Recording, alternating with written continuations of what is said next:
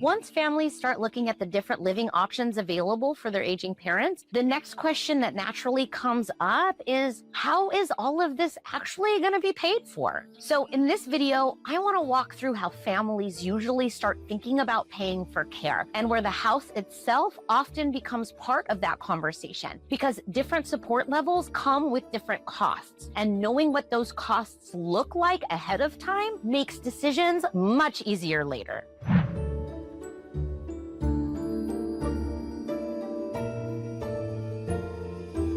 If you're new here, hi, I'm Chris Rainwaters, your favorite real estate witch and a licensed realtor here in Southern California. And a big part of my job isn't helping people buy or sell homes. It's helping families navigate the major transitions that happen around those homes. And aging parents is one of the biggest. This is video 5 in an 8-part series. So if you haven't watched the earlier videos yet, I recommend starting at the beginning because everything we're covering builds on the piece before it. It's linked below for you. All right, let's walk through what families usually look at first when they start thinking about the financial side of this.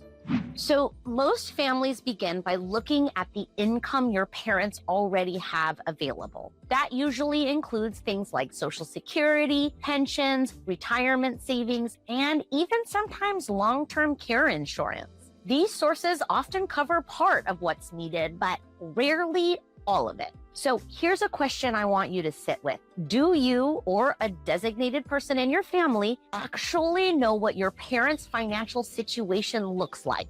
Not because they're hiding it or anything, but because everyone assumed that someone else had that conversation. Mom thought dad covered it. Dad thought one of your siblings knew. You were hoping it would just come up organically eventually, and it just hasn't. You don't have to share specifics in the comments, no shame, but I want you to be honest with yourself. Has anyone in your family actually had this conversation, or has everyone just been assuming that it's handled? So the next question usually becomes, what level of support is realistic long-term? So if long-term care insurance exists, it can make a significant difference. But many families either don't have it or aren't sure what it actually covers yet. So if that is something that your parents have, it's usually worth reviewing early so that you understand what support it can provide if needs change later. I would reach out to their insurance provider for more details. Sometimes families also decide to share responsibility financially. That can look different for every family.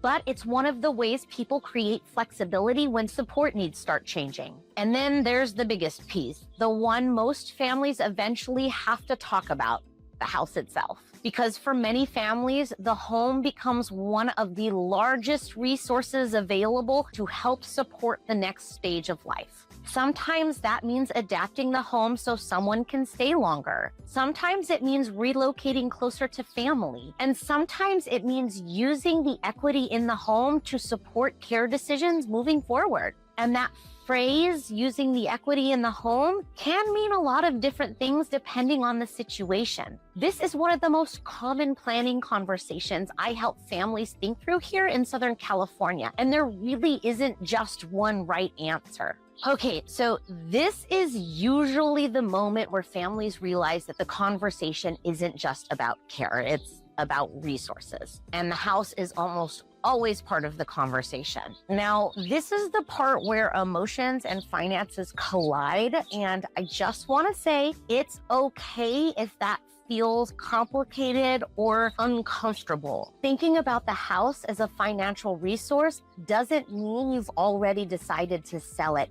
It just means that you're understanding what choices you actually have. And having choices is always better than not having them. Has this piece come up in your family yet? Let me know how it went for you. Or if not, maybe together we can brainstorm a good way for you to bring it up in the comments. And for families in California specifically, this is where the conversation can get really important really fast. There's one more piece that I want to mention, and it's specific to California. If your parents own their home and are thinking about moving closer closer to you or downsizing, there is a property tax law that most families don't know about until they've already made a decision. And once you know about it, it changes the math completely. I have a full video on it. It's linked in the pinned comment below, and I will genuinely watch it before you make any decisions about the house. It's called The Magic of Prop 19, and yes, of course, I named it that on purpose.